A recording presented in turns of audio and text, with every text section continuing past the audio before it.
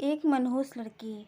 वो 28 साल की बहुत ही बदसूरत और काली लड़की थी। दांत भी निकले थे, पर उसे अपने रंग और बदसूरती को जरा भी अफसोस नहीं था। हमेशा खुश रहती और एक नंबर की पेटू, और पढ़ने लिखने में महाभोंदू भी थी। पेटू होने की वजह से शरीर भी बेडौल हो गया था। एक खूबी उसमें यह भी थी कि जहाँ रहती वहाँ हो कर हंसते मुस्कुराते रहती और सबको भी हंसाती रहती।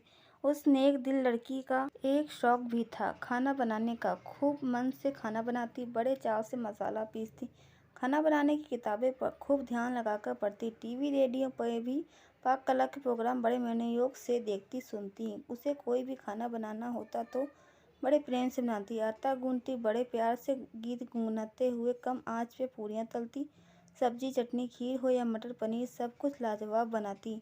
जो भी उसके खाने को टेस्ट करता, बिना तारीफ किए न रहता। उसने पाक कला में अद्भुत और असाधारण प्रतिभा हासिल कर ली थी, पर वह मनहूस थी। उसके काले रंग और बदसूरत होने से कोई भी उससे प्यार न करता, पर माँ उसे बहुत प्यार करती थी। आज तक माँ ने उसे डांटा नहीं था और वह भी माँ से बहुत प्यार करती थी।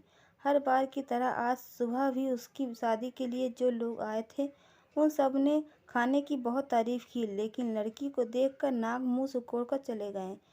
वह लड़की भी तैयार होकर किसी को बिना कुछ बताए कहीं चली गई। शाम में जब वो लौटी तो घर का माहौल बहुत गर्म था। पिताजी माँ पे बहुत गुस्सा थे, बोल रहे थे पता नहीं कौन से पाप के बदले ये मनहूस लड़की मिली। पिता से प्राय यह सब कुछ सुनती थी, उससे उसे कोई असर न होता था। वह बहुत खुशी खुशी माँ को कुछ बताने गई और कहा, बड़ी भूख लगी है, कुछ खाने को दो पहले। उसके हाथ में एक सर्टिफिकेट और एक चेक भी था, पर माँ भी आज बहुत गुस्से में सब्जी काट रही थी। उसके तरफ देखे बिना ही बोली, तू सचमुच मनहूस है, काश पैदा होते ही मर जाती तो आज ये दिन ना देखना पड़ता। 50 रिश्ते आए, किसी ने तुझे पसंद न किया। उस मनहूस लड़की को माँ से ऐसी आशा न थी। उसका दिल बैठ गया और उसकी खुशी उड़ गई और उदास होकर माँ से बोली, मैं सचमुच मनहूस हूँ माँ, क्या मैं मर जाऊँ? बोलते बोलते उसका गला रूंध गया और चेहरा लाल हो गया। माँ ने भी गुस्से में कहा, जा मर जा, सबको चैन मिले। मनहूस लड़की ने अपने कमरे में जाकर दरवाज़ा बंद कर लिया। थोड़ी देर बाद जैसे ही माँ को अपनी गलती का एहसास हुआ, दौड़ती हुई उसके कमरे की तरफ गई। आवाज़ देने पर भी दरवाज़ा जब नहीं खुला तो माँ ने जोर का धक्का दिया। तेज धक्के से जैसे ही दरवाज़ा खुला, माँ ने देखा सामने दुपट्टे में के सहारे जीन बाहर निकले हुए काली लड़की की लाश झूल रही है। वहीं पर एक चिट्ठी, सर्टिफिकेट और 1 लाख का चेक था। चिट्ठी में लिखा था, माँ, मैंने आज तक तुम्हारा कहना माना है। आज तुमने मरने को बोला, ये भी मान रही।